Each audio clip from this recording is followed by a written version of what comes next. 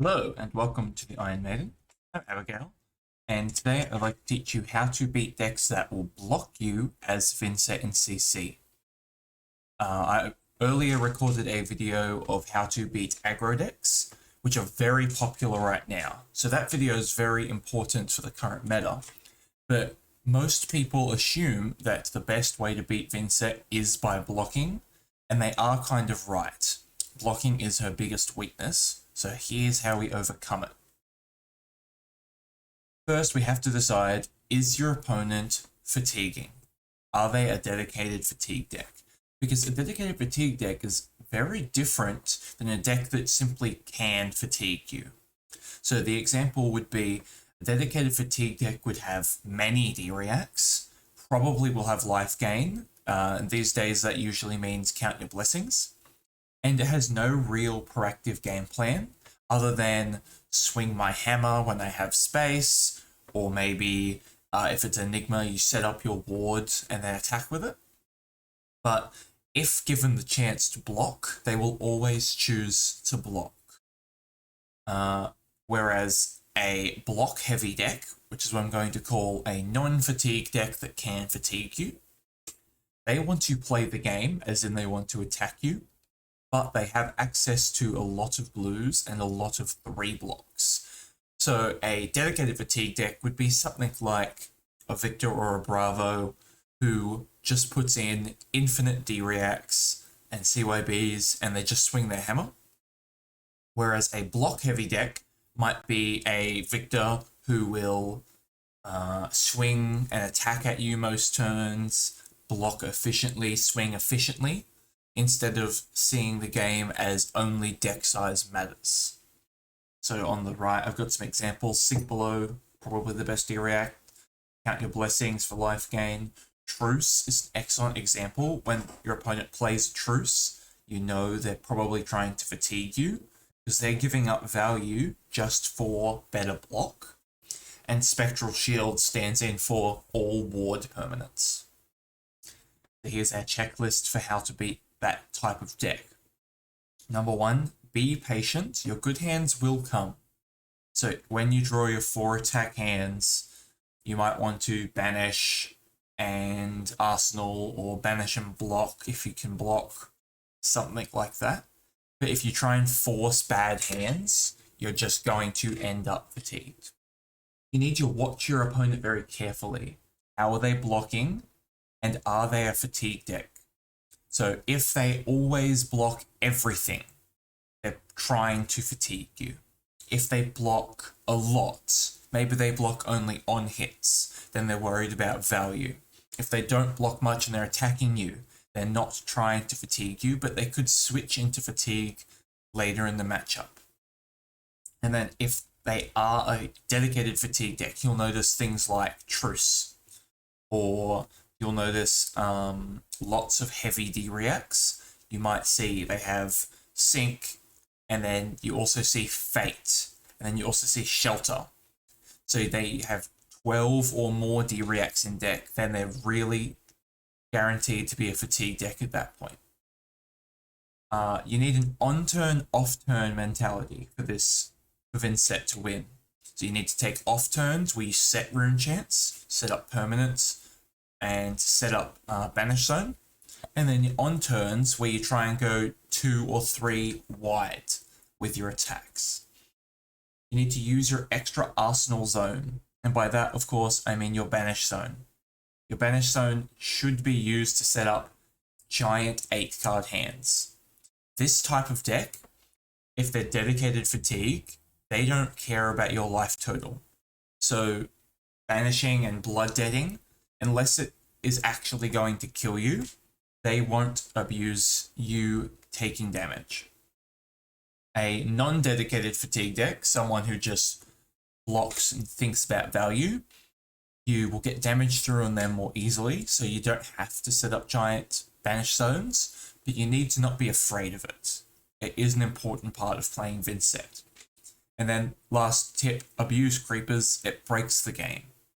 So you can use creepers to make action points, you can keep it around by paying life. So You need to use creepers once or twice a game to really crack these games generally. On the right, we've got Oblivion, which is your most important asset for beating these fatigue decks. Hard to get off, but you need to set up for it and hope to draw it early in the game. Spellbound Creepers, like I said, break the game. Revel in Runeblood is the best thing to use Creepers with, because you can use it with any non-attack to get 4 and then go again and swing another Rune Gate. Or if you have a non-attack that grants go again, then you don't need Creepers, but Revel is very important for breaking these type of decks. And Eloquent Eulogy is an example of an attack that also sets up. Eloquence is very powerful in these type of matchups because you can wait for your Funeral Moons and your Cull to line up. That way you can gain action points or take a card out of their hand before they're allowed to block. So that's very powerful, your Eloquence tokens. So we have 3 games today, as seen here at the front. A Victor, a Jarl, and an Enigma. They're all a little bit different. We're going to play them as fast as we can, play the videos as fast as we can, because, you know, these decks are slow. So against this Victor opponent, I'm choosing to put in basically all my non-attacks and take out Haunting Rendition. I put in 1 Succumb and 1 Reduce to Rune Chant, because Victors can be quite aggressive, and having 1 Reduce is sometimes helpful. I draw a very good hand. I'll just go back slightly. Very good starting hand. So we're going to banish one of these, set up Malefic, and then Arsenal Reduce to Rune Chant, which is exactly what I do. Well, that's too far. So this is an excellent way to set up my start. It's not playing. Here we go. Yep. Then they decide to just swing a Chokeslam, change their mind. So all I want to do is get my Rune Chant off, Reduce to Rune Chant, and I cannot use the spare attack, so I simply block with it. Going to banish Widespread Ruin, play Malefic, and probably Arsenal Funeral Moon, possibly play it. But they do something funny here. They have Disable in their hand, I'm pretty sure it's a blue. They don't want it in Arsenal because it's just going to get taken away. So because of that, I'm just going to play the Widespread Ruin here. So they keep not Arsenaling. Which is a pretty strong position to put your opponent in. Go for this on 2 times speed.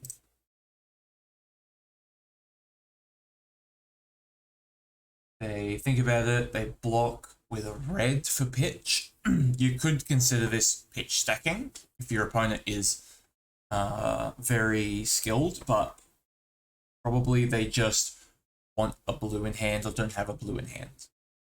They fail to win their clash, so they reroll. They do win one, and they don't win the other. Arsenal. Here I've got a very strong hand. I've got 2 Rune Chants, so I can play my Deathly Whale. I've got Go Again. I can pitch and play with Sword. So I decide to crack my gold, see if I get another non-attack or another attack that I could send. I don't, so... Well, I do get an attack, but it's not much better than swinging my sword. So I send my Deathly Whale by paying life.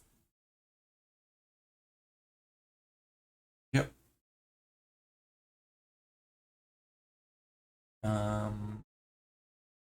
Let's see what goes on. Be sure they block with armor and let me get the on hit.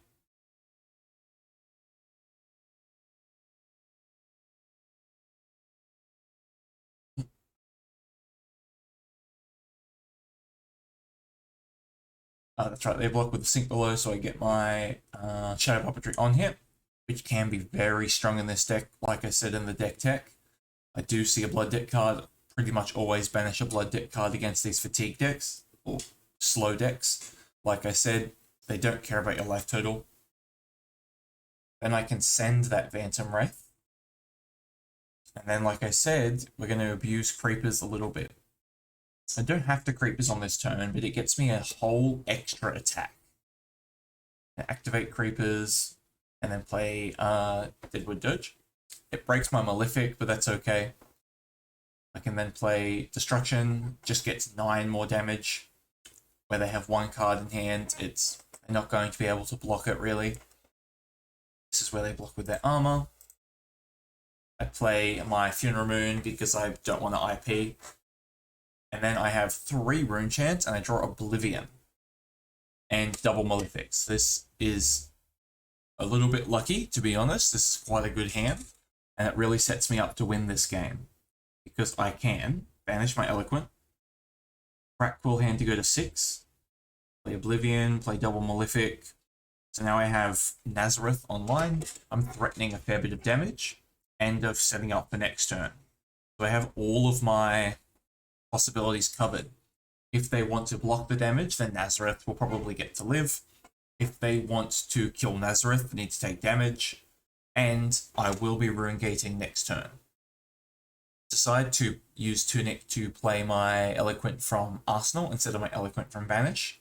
And that's just because the Eloquent from Banish is better. It can be used with Rune Gates, with Go-Agains, whereas the one in Arsenal is harder to use. So while I have the chance, I might as well basically get it out of the way. Take some of the Arcane, they block, and they do what I consider to be a very silly thing coming up.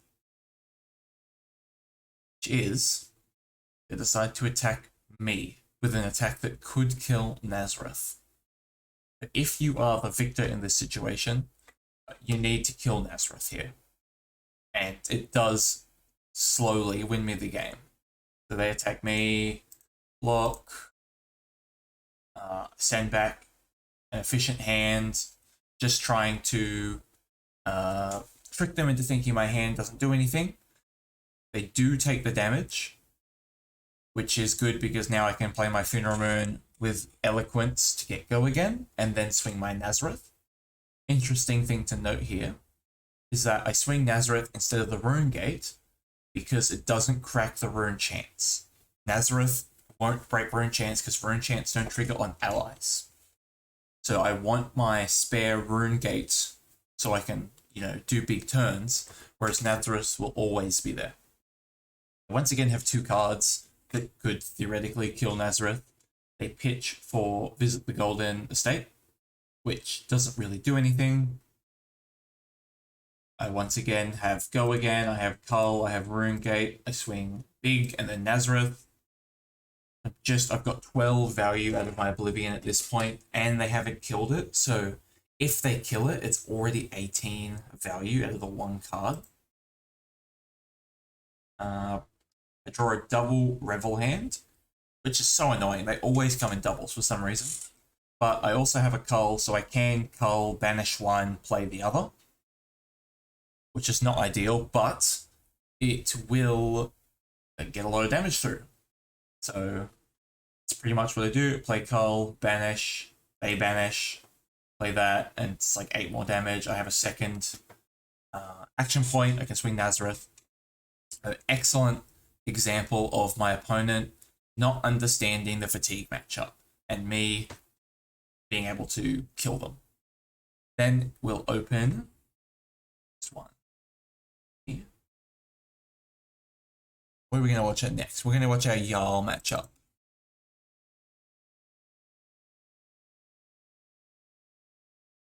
Go. We're going to do a very similar sideboard, except we're bringing in, I think I end up with 2 reduced to Rune Chants. Because when your opponent has given you Frostbites, and you have, say, 3 reduced to Rune Chants, you can play it for -2 cost, which will break the Rune Chants and not cost you anything. So it's a very excellent way of destroying Rune Chants without paying for them. Strong. I end up on 3 reduced to Rune Chant, that's right. So they are going first, maybe? Looks like it. This hand would have been very strong first. You would have banished, played, Dirge, Arsenal, Revel set up for some time in the future. when we look at our opponent, we can see that they have Hard Device is their Arcane Barrier. So often Yarl will play Arcane Barrier legs to keep their tunic, usually for their chest piece. This one has decided that Hard Device will be stronger. So on this turn, we have the decision already. Do we attack or not? So I can Runegate, or I can just Arsenal and set up, which I do decide to attack because they have their Crumble to Eternity. So I value getting that gone. Because if they have, say, a Mangle in hand, they have to take damage if they want to kill my creepers with Dominate here. And I really do want my creepers for late game. So attacking them effectively helps me save my creepers. In theory, if they have Mangle. They block a little bit, they take some Arcane. My Arsenal doesn't go in, even though I click it. So we just go back and do that again. We send CNC, unfortunately dominated, so my Arsenal does get taken from me. I decide it's not worth trying to save. Instead, we go Shadow Puppetry, no pay life, Eloquent Eulogy. Then we can pitch and swing sword. We get Arsenal, Beseech the Demigod. So sort of a setting up turn where I want my Eloquent Eulogy's Eloquence token, and I want my Beseech in Arsenal. Ahead. Now we've got Winter's Bite, so we have to pay 1. We're always going to pay instead of discard, because theoretically, if you get to the bottom of your deck, there's more cards there. We're going to crack our Will Hand, because we need to play Deathly Whale, and Deathly Whale will set us up again. We can do a giant Deathly Whale into a sword attack with our go again. Or if Shadow Puppetry hits a Runegate off the top, then we can do that as well. Or if they hit a Cull, or there's lots of things that could hit. They decide to block with Stalagmite, but that's okay, because I can activate Tunic and then pitch for Blade. And then I close Chain and get 2 Rune Chants. So we're set up for next turn still. Life is going down slowly. We draw a setup hand, effectively. They're disrupting this hand quite annoyingly. I do want to convert this hand and maybe Arsenal, Envelop, but I can't realistically do that. So I'm just going to block, banish Malefic, a little sad, and pass. Draw another Register Rune Chant. Good, they're just converting their hand for efficiency. We're going to banish Annihilation, Arsenal, reduce to Rune Chant. We're saving that for a double turn, especially because it will take a card and then you attack again. It's also notable that I have 4 Rune Chants and I haven't seen Oblivion yet. So I'm trying to keep a high number of Rune Chants just in case I do draw Oblivion. We can't use the other 3 attacks, so we just block and pass again. I'm still hoping for Oblivion or non-attack actions. Either one's fine. They do expose the elements. Unfortunately, blows up my creepers where I didn't get to use them, but it does mean that now they have less cards in hand, so I can attack them. Take whatever's in their arsenal. I think ends up being a D-React, unfortunately. Yep. And then they just Arsenal them. Oh, sorry, no, they play their Winter's Bite, which I can Tunic, but I have a spare useless card in hand anyway, so I just decide to pitch it. Then just setting up again. Swing their Mangle. There isn't any Mangle targets. My hand does stuff, so I'm just... Oh yes, sorry, I'm going to activate my face because they've got a spare card in hand and 2 resources, and I do guess right, it is a pump. Could have also reduced onto it. We do, would you guess it, another setup turn, and then a bit of swinging.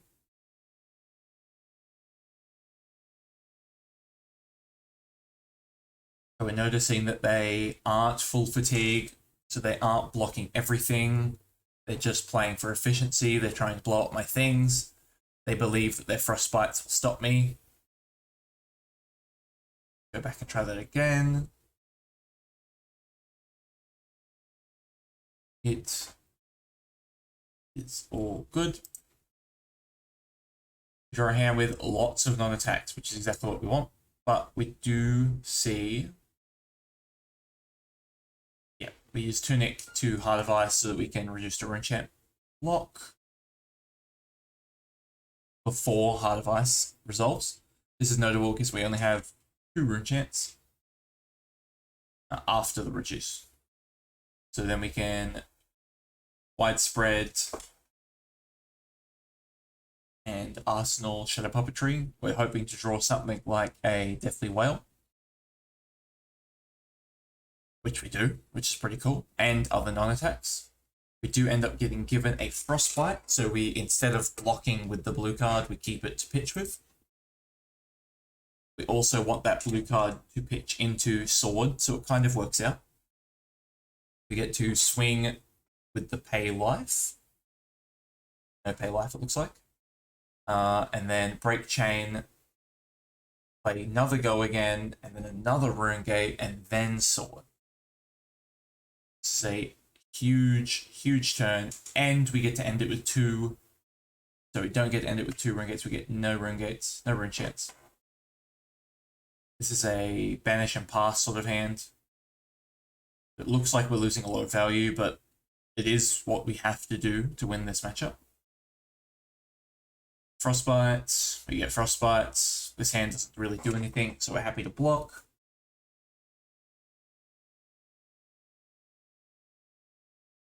We're activating Tunic so that we get rid of the Frostbite so we don't take damage.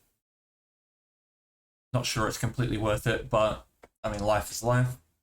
This hand's very strong, so we can't block it anyway. We're going to take all 7, discard 2 cards, and get a Frostbite.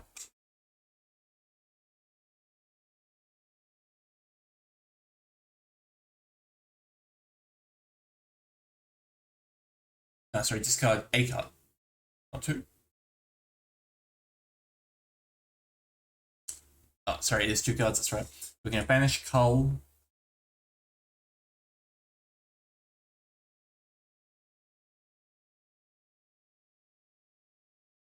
Play Widespread Destruction. They don't have Arcane Barrier anymore, so they have to take it. Yep, they blocked with it, which might be a mistake, although obviously they thought it was worth it. We get to double Cull them, which is pretty brutal. We get their Arsenal. Cull. It's always best to cull one at a time. Don't flip both out because then they get more information. So here they might have wanted to keep Oaken Old to Arsenal it, but they thought that their hand would be able to do something if they kept 2 blues, I'm guessing. Yes. So always culling one at a time. Play that. Set up, set up. Anyway, it's pretty easy to see how we win from here because they have no Arcane Barrier. So that's very similar to the Victor matchup, except they have Ice to slow us down. But also Yarls tend to act more, or they want to act more proactively. And then Enigma. If we get through this one a little bit quicker because the video is getting long. Although long matchups, long video makes sense. We click all of our Shadow Knight attacks because they say pay life, destroy all your ward. We take away our bad things and we put in 3 rebels. This is a good hand for setting up. We get to play Malefic. We can choose to Arsenal Funeral Moon or play it. End up choosing to play it because it's theoretically more value. This Deathly Whale going in Arsenal is not ideal, but it's not that bad. They get to play an instant.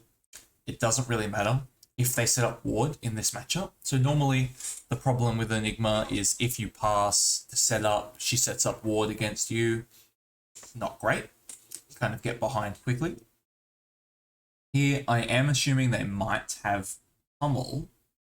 They think, if they do have Pummel, it's so early game, I don't really lose anything. So I decide that's fine.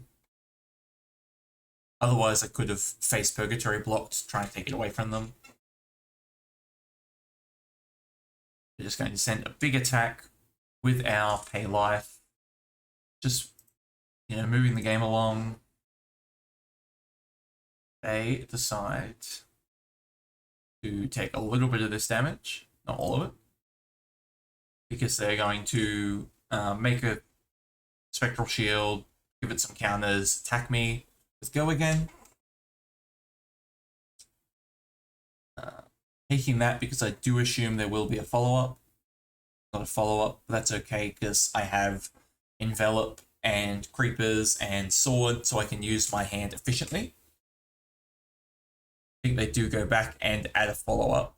They just missed it. They play their Truce. This is a very typical Enigma card. It's not necessarily indicative of fatigue. It's just a good blue. But Enigma's style of fatigue doesn't work very well against Vynnset, because obviously their ward permanents don't work the way they want them to.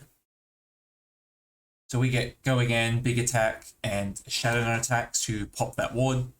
With the Truce, they will get to draw a card when we attack them.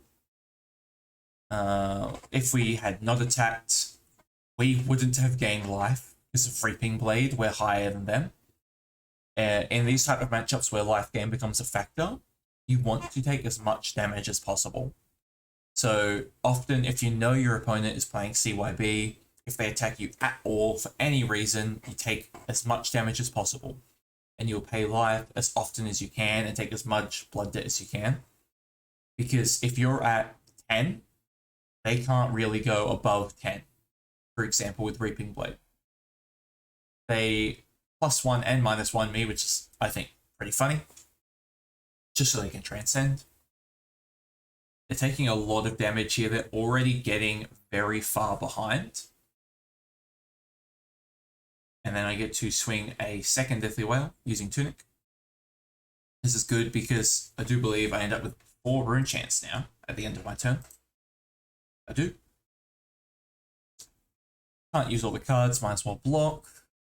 If they have Corruption after this, like what's it called, Erase Face, then that would be a little bit bad. But they don't.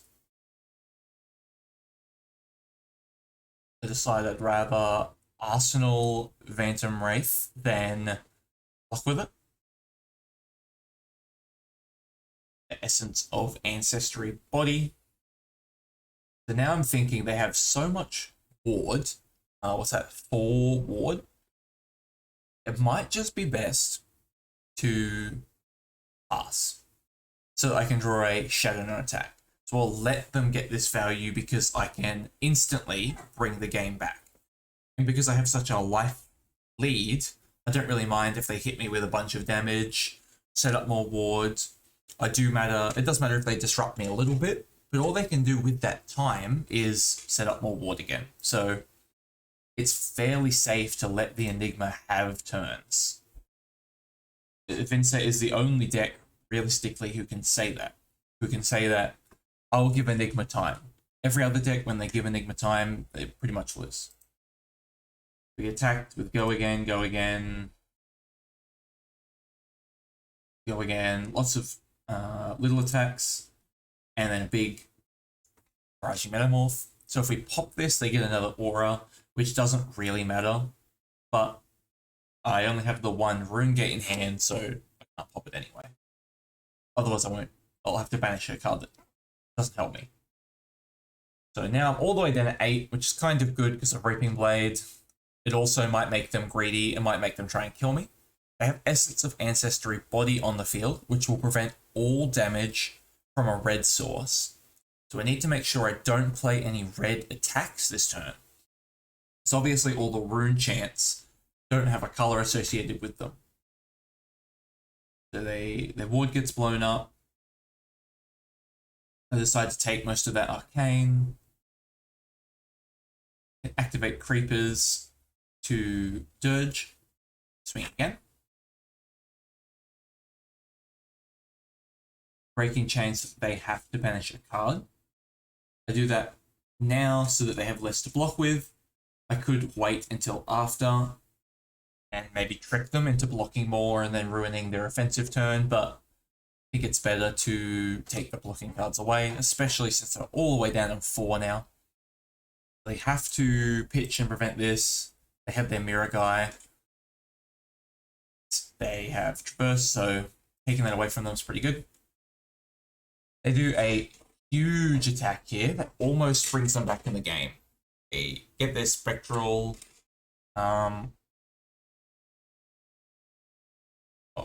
Block with my creepers because I don't think I need it.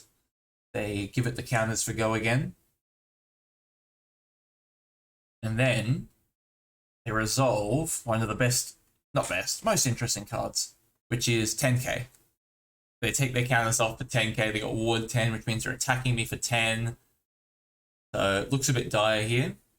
That's okay because I'm going to block, face, block so that I don't die. Whatever I draw, I can banish. They no longer have Arcane Barrier. So now I can play a Shadow Don't Attack to get through the ward and then just kill them with Rune Chance. So big 10k almost wins them the game, or almost brings them back, but giving them space, totally fine in that matchup. It's the Command and Conquers and the Erased Faces are the only problem in that game. Oh, that's our 3 videos today. And thank you for watching. If you'd like to check out my comics, there's one on Vynnset. You're clearly a Vynnset fan. There's one on Arachne Assassinating the Emperor. I have a Twitter account that I don't use much. And of course, I have other videos on this YouTube channel, including a deck list and a how to beat aggro video very similar to this. Alright, thank you for watching and be good friends.